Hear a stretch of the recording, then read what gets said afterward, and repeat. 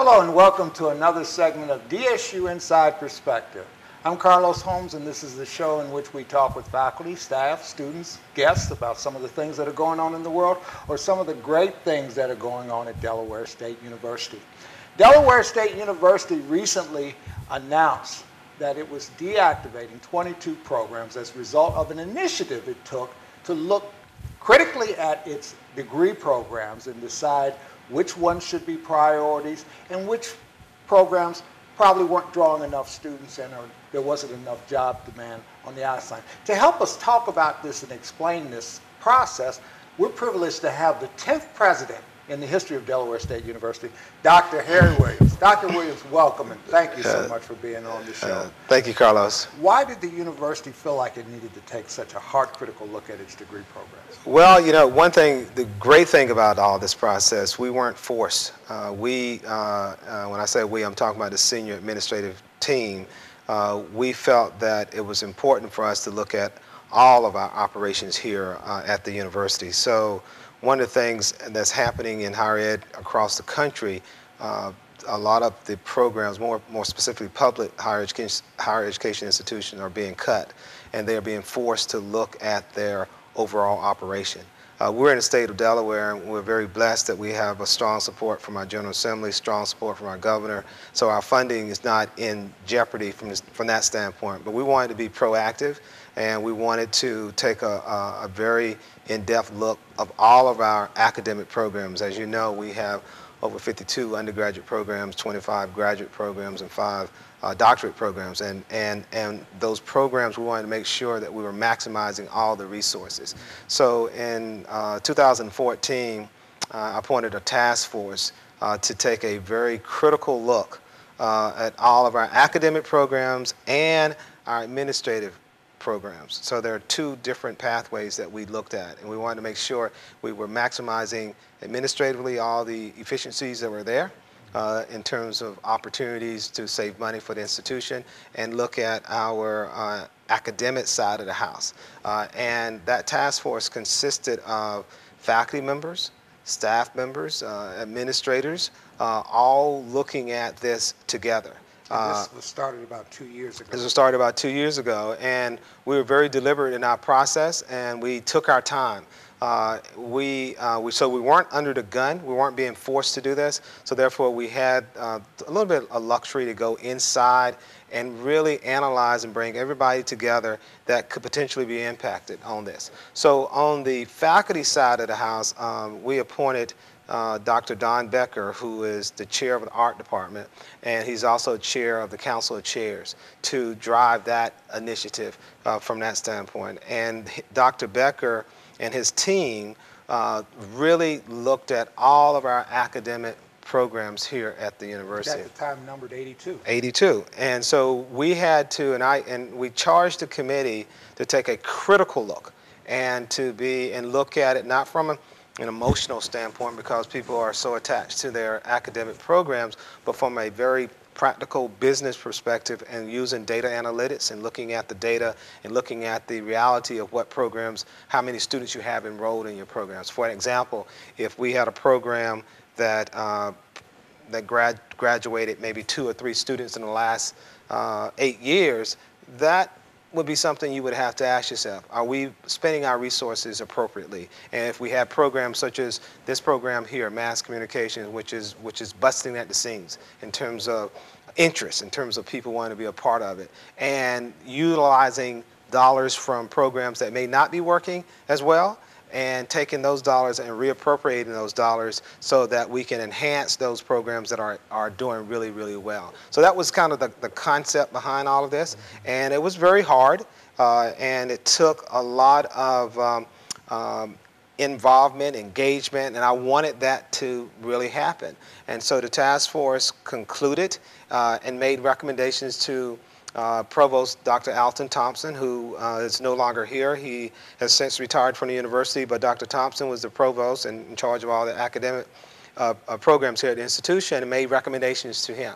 And Dr. Thompson brought the recommendation forward and to the senior team, and the senior team reviewed the recommendations, and then we made the recommendation to the Board of Trustees. We went to the Educational Policy Committee first of the board, and which would also, you know, again, the board really looked into the programs, and then from there it went to the full board, and the full board agreed to deactivate 12 undergraduate programs and 10 graduate programs. Now, what do we mean by deactivate? That deactivate is a key word here. It's not cut. You probably have heard people say that we've cut these programs. Well, when you cut a program or sunset a program, they are completely gone off your books. But when you deactivate a program, they are still on your books, because when you get a program approved through our faculty senate, it is a very rigorous, tedious process that you have to go through.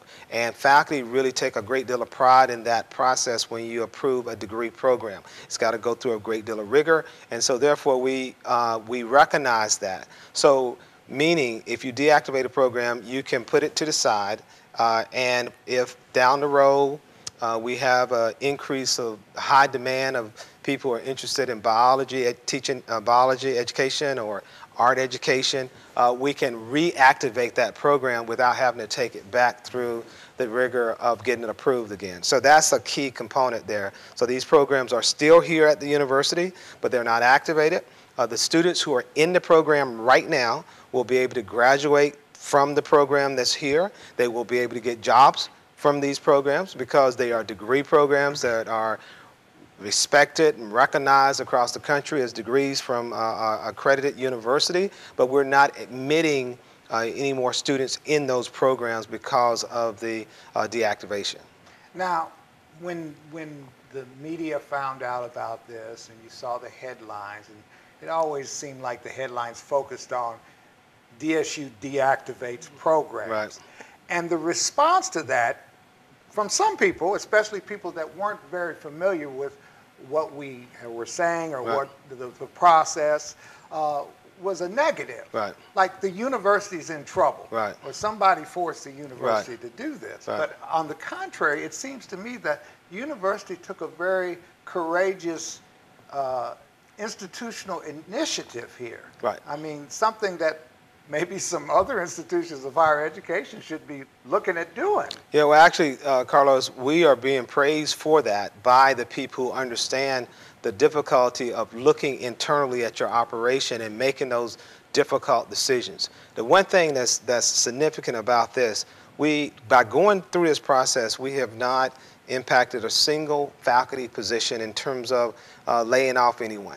Usually when these activities take place, there's a crisis somewhere and people end up losing their jobs. Here in this process, we're not under a crisis. We're doing it because we're being proactive in that process. And we really received a lot of praise from people in the business community, people from the legislature, people who understand that we value and respect the dollars we receive from our state, and we're going to make sure we take care of those dollars and we maximize those dollars to the best of our ability as it relates to serving our students here at the university. Because we have great students here, we got to make sure that our students are getting the best when it comes to what we can offer, and more specifically, we want to make sure they have the best in the classroom in terms of facilities, in terms of equipment, things of that nature that's going to make their educational experience worthwhile. As we've been responding to the media and getting the word out about what this is, there's been a lot said about redirecting dollars to worthy programs, like, for instance, this Mass Comm program that's doing very well. Right. But isn't it also true that some of these dollars could be redirected to establish new programs? Absolutely. If there's a high demand out there for some innovative programs, faculty members have the right to go out there and pursue that. And we could use these dollars just for that purpose. Again, the whole concept again was to maximize the limited resources that we have and want to make sure we're using them wisely. And that's the key. And it's when you have, again, I go back, you have a responsibility to the taxpayers of this state.